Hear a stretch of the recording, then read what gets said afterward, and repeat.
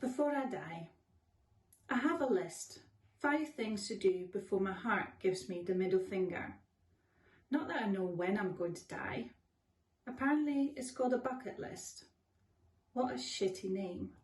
I wouldn't store my most precious possessions in a bucket. No, I would fill a bucket with soapy water and wash my van or mop the bathroom floor. My mum told me every day as I ate my soggy cornflakes that I could achieve anything, within reason. My list doesn't include crap like bungee jumping, volunteering, trekking the Inca Trail, learning another language, seeing the Northern Lights, or befriending a stranger. Why the fuck would I want to befriend a stranger? They might turn out to be a psycho and kill me before I even finish my list. That would be ironic. 5 things to do before I die is a short, but as it turned out, achievable list. Don't be a dreamer, be a realist. That's what my mum said when I told her I wanted to become a firefighter. My eyesight was too screwed to get me through the first stage of the application. I became a plumber instead. I love the look on some people's faces when I reveal my profession. Yes, someone with breasts can fix leaks, fit boilers and turn grotty bathrooms into showrooms. I'm digressing. I've reached number 1 on my list, but before I reveal it, I must tell you about the other 4. The top 40 chart never starts with the number 1. Otherwise, you wouldn't listen to the other 39 songs. I wrote my list when I was 17. I still keep it in my fluffy leopard print diary from 1995. It's one of the few things I managed to rescue. You don't need to keep all this stuff. It belongs to the past and in the bin, my mum said on our annual clear out day. Number 5. Resurrect Lily's dog. I say resurrect. I wanted her to believe that Fred, her Alsatian, had come back from the dead. Don't feel sorry for Lily. She was a bitch with her high-grade skinny arse and exaggerated Jessica Rabbit lips. I borrowed an Alsatian from the rescue centre. Dean, who worked there as a volunteer, lent me Rufus for a few hours in exchange for a kiss on the lips. I felt sorry for Rufus. His name didn't match his cleverness. He was stuck with a name more suited to an overweight boxer that drools as you eat your pizza. At 11:20, I sneaked into Lily's back garden and made my way to the rectangular grassless patch at the back, which marked Fred's grave. I started digging, but not too much. Barbaric is not my middle name. I didn't want to reveal the corpse. I wanted Rufus to come out of the grave Evil Dead style, but he wasn't into that. He sat there patiently, chewing a bone as I covered his fur in soil.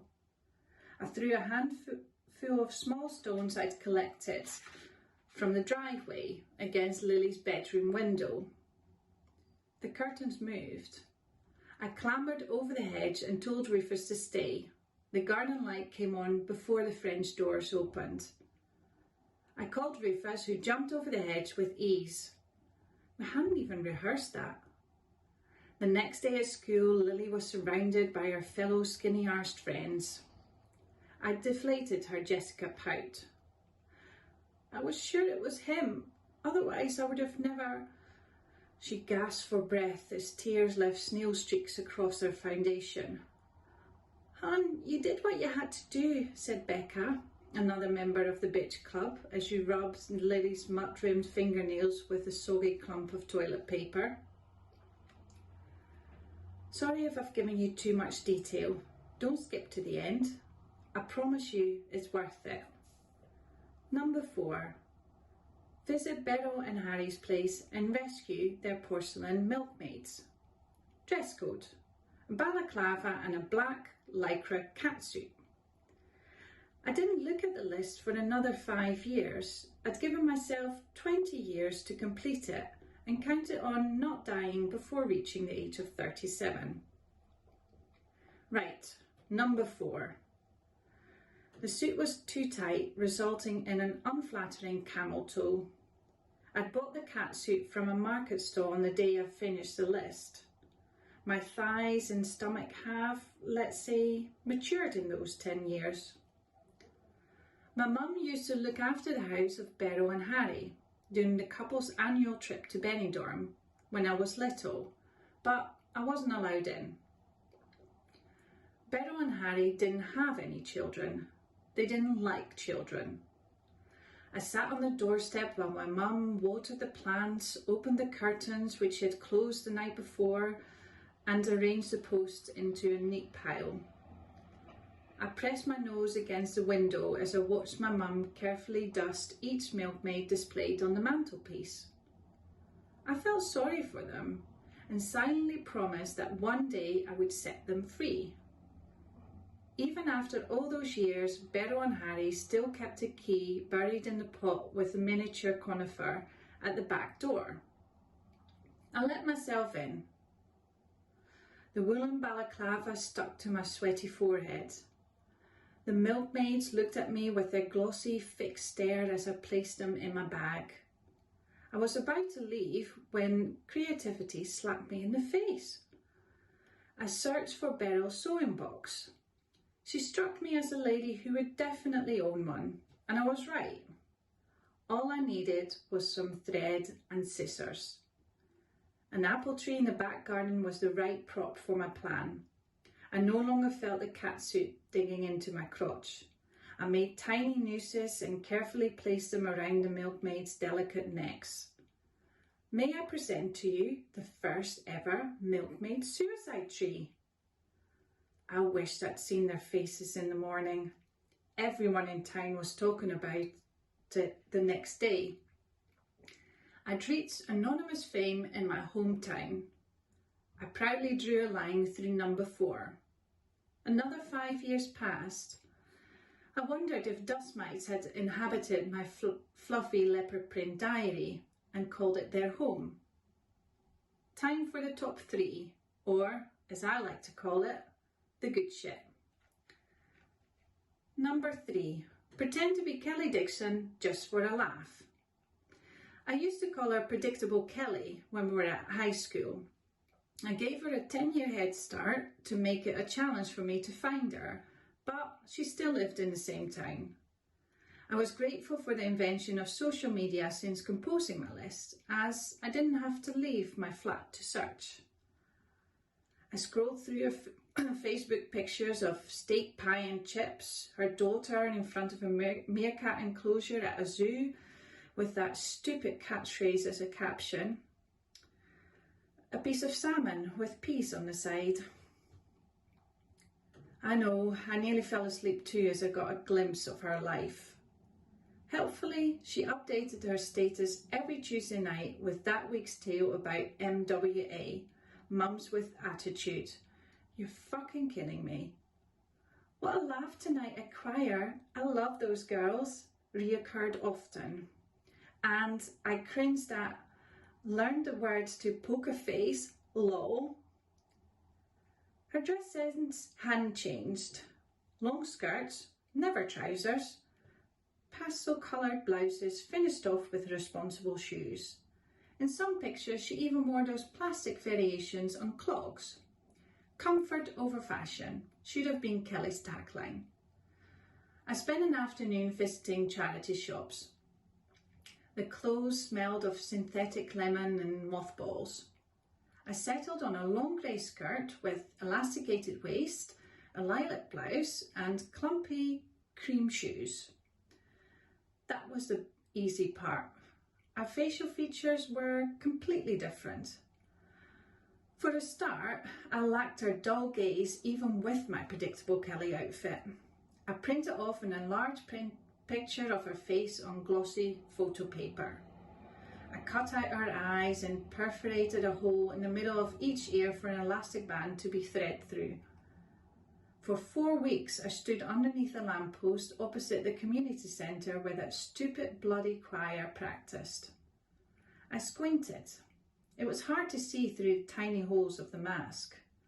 On the 4th week of my patrol, I walked past the windows, popping my head up after every couple of steps. As I approached the last window, I was confronted with Kelly's face. She too was wearing a lilac blouse. I blew her a kiss from her own paper mouth and sprinted down the street. My predictable Kelly shoes were a hindrance to running elegantly. That Tuesday night, there was no update on our Facebook page. We're almost there. Number 2, sample human flesh. I know I was repulsed by the idea too, but also intrigued. I needed a sharp knife. The ones I owned struggled to cut through any type of meat. I opted for a small sushi knife, elegant and sharp. I didn't want a large piece of meat, just a sliver, enough to satisfy the curiosity stemming from my slightly unhinged 70-year-old self. I decided to go for a piece of the calf, which has enough meat for someone not to miss a tiny scrap. I practiced at home by hanging chicken breasts along one of the lower kitchen cupboards, kneeling to their height. The knife sliced through with ease. The floor was covered in tongue-sized pieces of raw chicken. I turned my kitchen into a playground for salmonella. I was ready. I decided the train station during rush hour was the best place to collect my sample. There would be enough other people around to get the blame.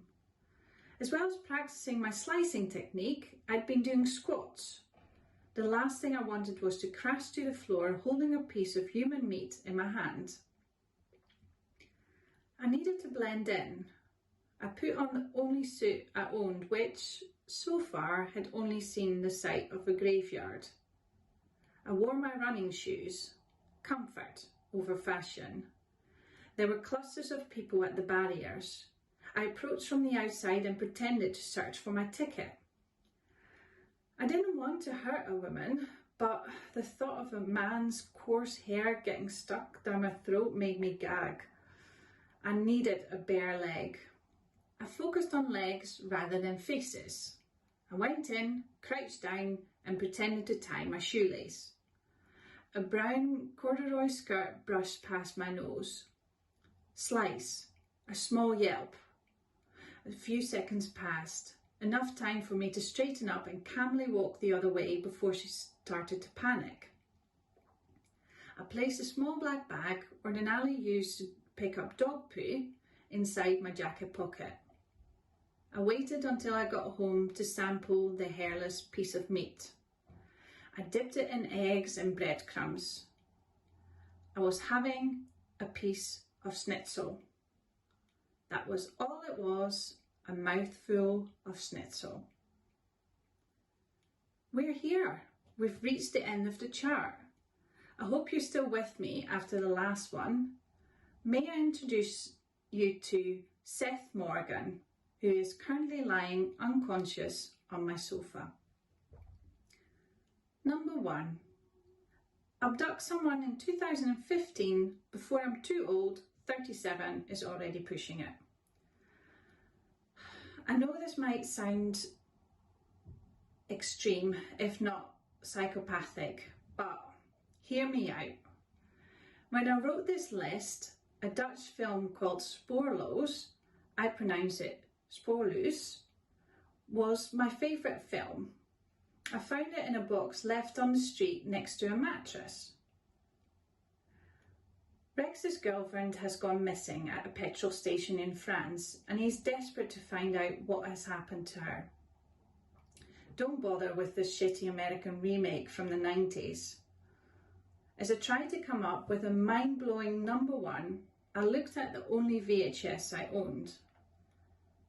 Before settling on my candidate, I don't like to use the word victim, I scrolled through my emails, specifically the folder labelled Rejections. There it was, an email from Seth Morgan. He regretted to inform me that he decided to go with another plumber. Sexist bastard. I had all the details I needed. I knew where his flat was and that he lived on his own. I followed him for weeks. I wanted to pay homage to Sporus, but he only went to the petrol station once and was unprepared. How would I get rid of his car? It was too risky. Every night he walked to the corner shop to get 4 cans of cider.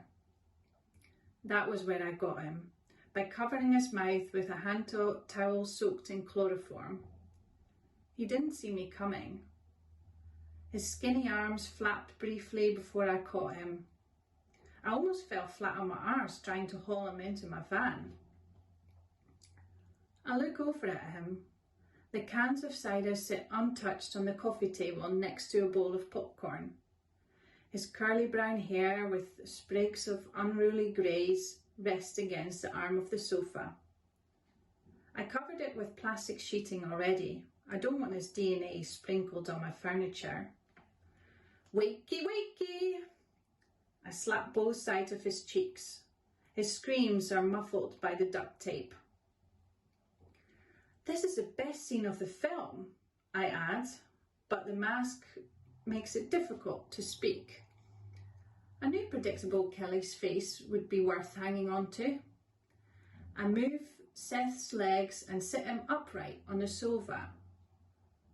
Cheers, I say as I open one of the ciders whilst taking a mouthful of popcorn. Seth stares at the television and watches Rex screaming and, let's say, tapping. Don't want to completely spoil the ending. I pick up the shovel and tell him about the flower bed I have chosen for him. I leave the room. The scene is best enjoyed on your own. I fold up my list and place it inside my leopard print diary. I'm relieved that I didn't die before completing it. I open another can of cider.